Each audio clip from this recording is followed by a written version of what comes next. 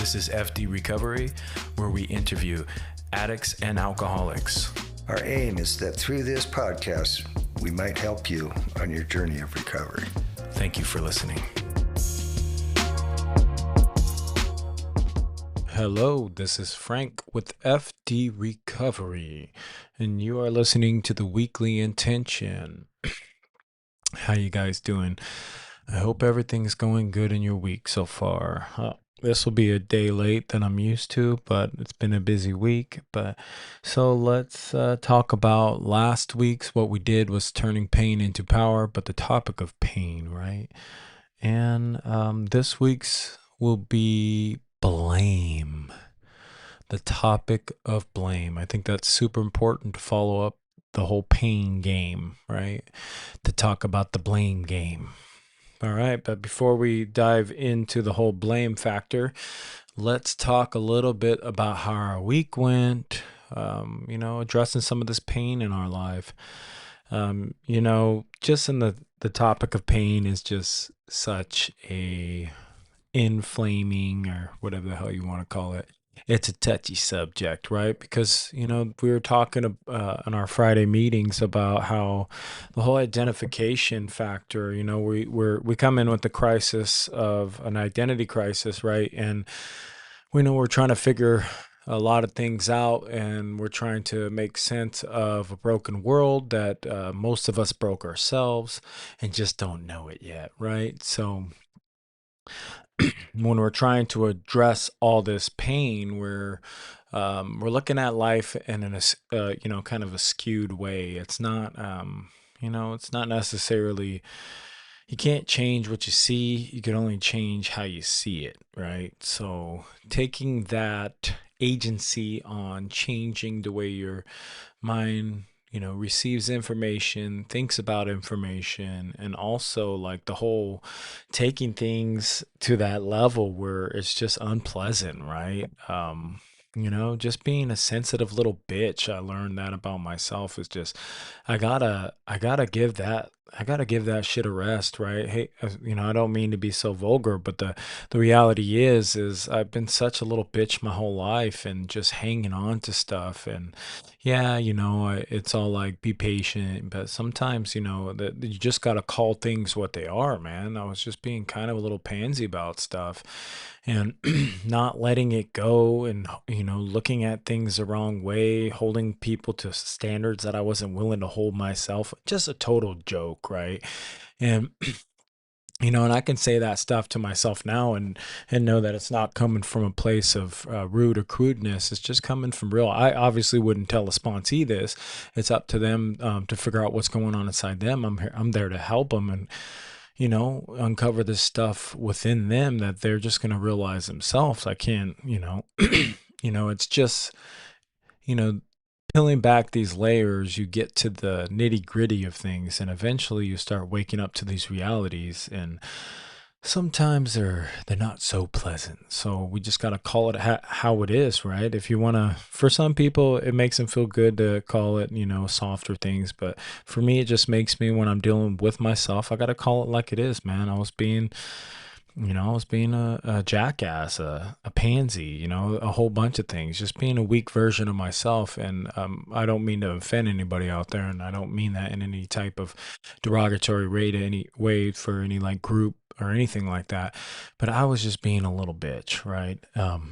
So getting down to this whole pain factor and letting it turn itself into power is just understanding, like, you got to face this shit. The only way forward is through it, right? So if you're sitting here wondering, about the quick fix, or wondering about the sidestep and how you can kind of avoid this shit, sorry, you can't. There's no sidestep in this shit. I mean, you can try it for a time, and you're gonna see where the resistance come from and where you catch the snag, is because the only way beyond it and forward is through it. There's just no other way.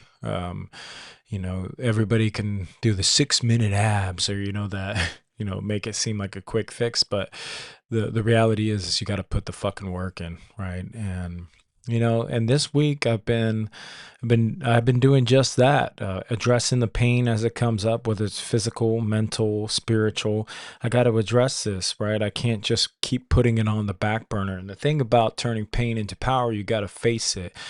You gotta gain the treasures that's behind all that, right? Uncovering the fear and the doubt and all the treasures behind conquering those things, because it's very important that you face all those demons within yourself, or because you know what, they're just gonna rule you. They're gonna they're gonna haunt your every waking moment, right? The things that bother me the most, or the things that take control of me the most, is unfinished business, and that's with anything. It can be a form of pessimist, or I mean, sorry, being lagging on shit, being um, what's the word? The word escapes me. It'll come soon, but just not doing what I'm supposed to do, procrastinate. That's what it is. But also, procrastination along with pessimistic. It's just like no matter what comes around, I'm just shooting it down, shooting it before you start. And that's how some of that pain translates in your actual reality. It'll stop you from even addressing things. It'll detour you. It'll make you snap at people. So it's super important to understand that you may think you're avoiding it, or you may think that you're, just because you're putting it in the back burner or just not addressing it, that it's somehow like away, but it's affecting you, and you just may not see it.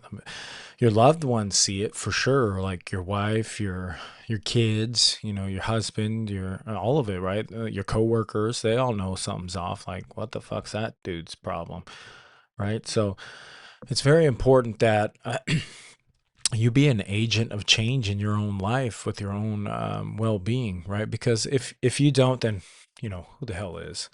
Who the hell is? It's time for accountability to step in, right? And when we're talking about pain and we're talking about what we want to do, and how we're going to get over it, there has to be some proactive approaches to it. You can't just throw a band-aid on it with whatever it is, maybe liquor, girls, new toys, distractions, a phone, Facebook, whatever the hell you're trying to fill the void. You're trying to fill a God-sized void in there, and you're using everything but God. And also, this work, and anything that's worth it, anything that's worth it, there's been a lot of work involved, right? And, the pyramids were built with a lot of work on the backs of many people that added to it, right? And you know, most of this world around us is nations built by people getting involved and putting in effort. So it's the same thing with you. And when you're trying to get clean and do this whole thing over, you got to realize that there's a lot of work involved. And if you think that you're just gonna skate by and not face this shit, you're gonna get exactly that, the work you put in. If you don't do shit, you don't get nothing, right? So, facing this pain, very important. So do what you guys need to do, is face the pain. Stop being, scared little whatever, a coward, right? I remember myself just being so cowardice.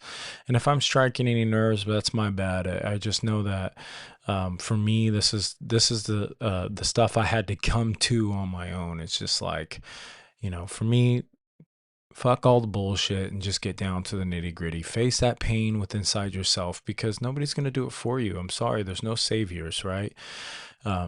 Even God and Jesus, all that stuff. Yeah, that's great. It'll come, right? You can seek salvation, but you still have to do the work. It's all through the Bible, right? Any ancient text, it talks about the fruit of your labor, all these things. You have to put in the work. It just doesn't come. There's no magic pill. As an addict, if there was a magic pill, know that I would have crushed it up and snorted it. And I tried that many times with many things, and there's no get out of, there's no get out of it quick style, no 6-minute ab style for recovery. It's, you want to get through it, you got to get through it. You got to trudge, right? And it's going to be painful, but the risk to stay the same, then the pain it takes to change, and one will surely change, right? because the risk runs greater. Simple as that. To stay the same, you're just gonna. For me, if the staying the same look like the version of where I end up dead in a box and everybody's coming to my funeral because of an OD, that's just the reality. If I was out there using now with all the fentanyl, it'd be done, man. I just got some news that a customer that always comes into the store, real polite kid, just real soft kind of guy, like real gentle, just real easy to talk to, and he's so young, right? He was must have been like 23 or something. I got news that he died of an overdose, and it fucking sucks, man. Because the owner of the company goes in there too and brings his whole crew and buys him stuff, and it sucks, right? Because another one gone, right? To the game of the dope, right? The dope game, right? And I have full, belief that if I was out there doing the way I like to use, I would have sure been dead. I missed the boat. I got 7 years clean and sober, well over it now, but I got lucky. Was right before the fentanyl crisis, right? So for me, let's move on. Turn pain into power. Let's make it happen, guys. I love you. And the next one is blame. Let's look up what almighty Google has to say about blame. Pretty straightforward. All of us know what blame is, right? But let's see what the correct definition. Blame refers to assigning responsibility for a negative event, fault, or wrongdoing, often involving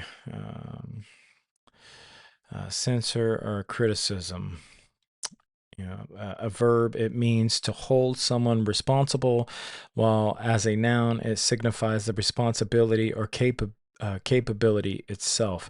It is frequently used in scenarios involving error, fault, or to explain the cause of something undesirable. All right, that's pretty straightforward. Let's in recovery. Recovery. Right. So let's see. In recovery, blame is destructive. Ooh, off the bat, right? Wow, even old Google knows it's destructive. It must know a thing or two about it then. I'm sorry for being cheesy, guys. Yep. It's destructive, subconscious mechanism used to deflect shame, guilt, or fear by holding oneself or others responsible for addiction and its consequences. It serves as a defense mechanism, serves as a defense against painful realities, often serving as early stage warning signs to true accountability has not yet begun. You know, blame game. I've never heard that. Blame game cycle. Both the person in recovery and their loved ones can get caught in this cycle. Individuals may blame others to justify their behaviors. Defense against shame, right? Blaming others often acts as protection against the intense guilt, shame, and fear a person feels, allowing them to avoid addressing the root issues of their addiction. Oh, shoot. I didn't know anybody. I mean, I've heard it in recovery, but this one says the blame thrower. I love that. Burning shit down. A common manipulation tactic, such as blaming family members or external circumstances. Examples: stressful job, our partner, so on and so forth, for one's own actions or poor choices. Um, distinction from responsibilities. While blame is while blame is a backward-looking negative emotion that hinders growth, true recovery requires moving forward or moving towards acceptance of responsibility, which is forward looking and focused on taking ownership of one's action. Let's see. Obstacle to lasting sobriety. Relying on blame either of oneself or others can significantly factor in relapse and often hinders the healing process as it provides genuine emotional, social, and physical or psychological growth. All right. So, just as we suspected, some of the telltale blame game, the slinging the blame thrower, which I brought up before, just your basic, when I'm in the blame game, it's usually because I'm trying to hide something. It's usually because I haven't took accountability or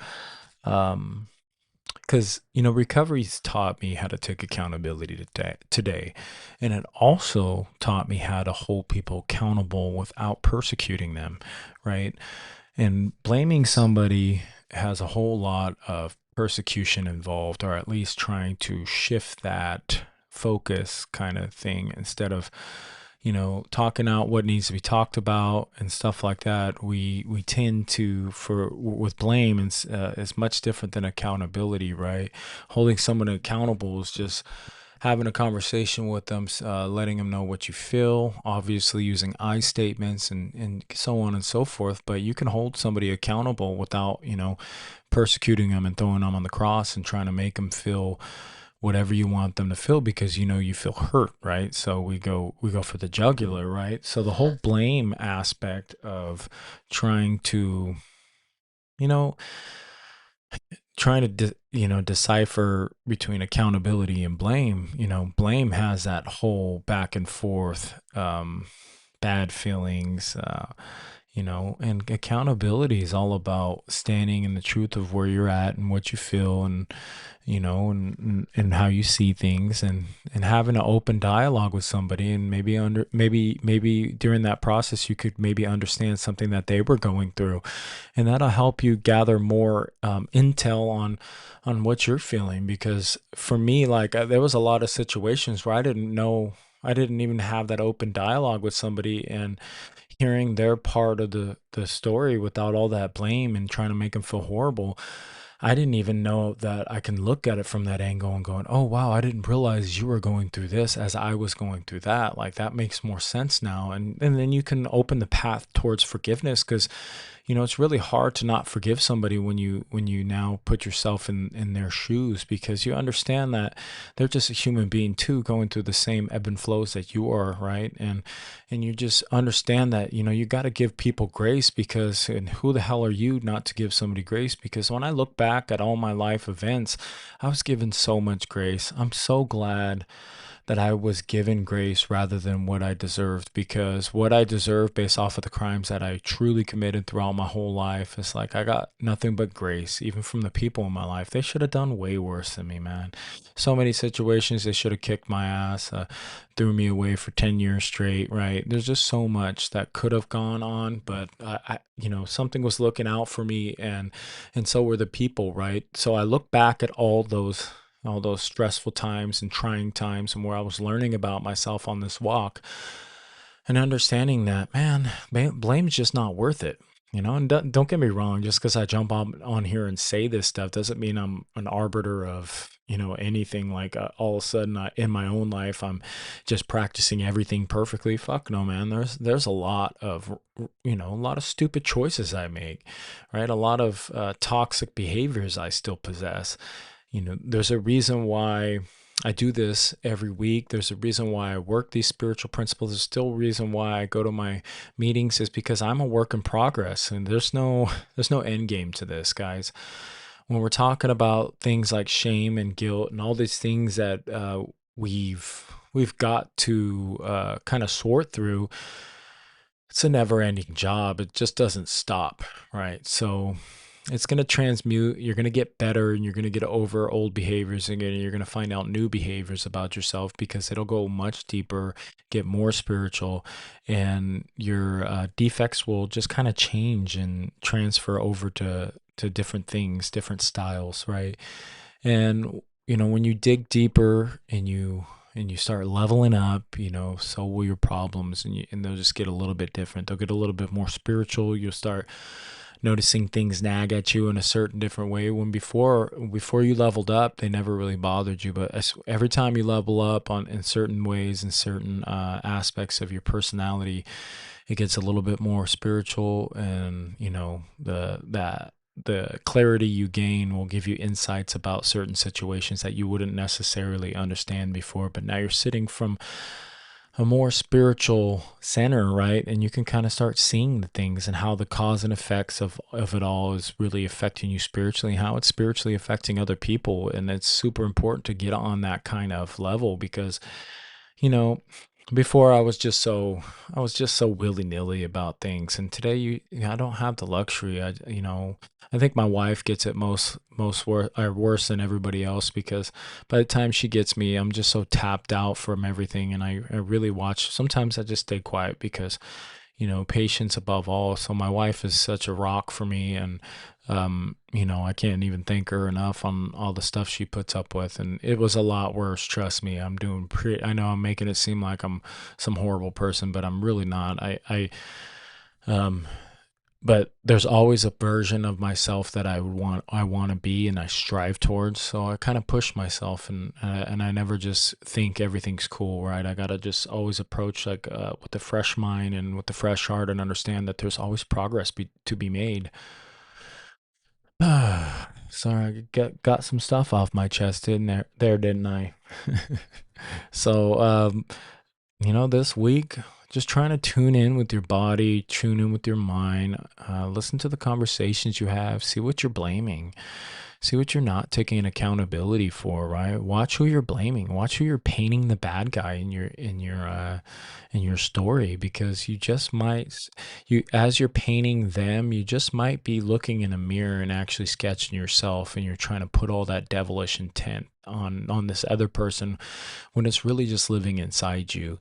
It's so important that we take an introspective look at our life and the mechanism within, because sometimes we can just be falling short on our perspective and our understanding, and we may not be investigating enough of a situation or a relationship with somebody else, and we're just not hearing them out, or we're not investigating it thoroughly, and we could be short-sighted in a lot of ways. So it's very important that we look at ourselves in whatever situation we're falling short in. But it's also very important, that's why we do the step work. The inventory is constant, right? So reapply yourself to some of this stuff. Look at what you might be blaming people about, or maybe it could be a work situation, maybe it could be a personal situation, maybe it could be you and your loved ones, family. It can be whatever. Just look at it, start putting pen to paper, get it with your sponsor, start talking about it. That what's gonna happen? What's the worst that's gonna happen? You're gonna talk about shit and get stuff off your chest. Well, fuck, man. Imagine that, right? That's what we do. That's what this recovery shit's all about. So this week we're gonna work on blame, guys. See where you're blaming people, and just try to look at it, jot it down. And I'm gonna jump back on here and tell you guys how my experience went with this whole blame thing. So this week I'm going to work on watching what I blame, how I blame them, kind of writing it down, looking at myself and seeing what accountability I'm trying to escape by the blame, right? So again, it's blame this week. I love you guys. This is Frank with F.D. Recovery, and we out. Peace. Thank you for tuning in to F.D. Recovery. A reminder, be kind to yourself on this journey of recovery. Also, call your sponsor, get connected to local support groups, and for one day at a time, stay clean and sober.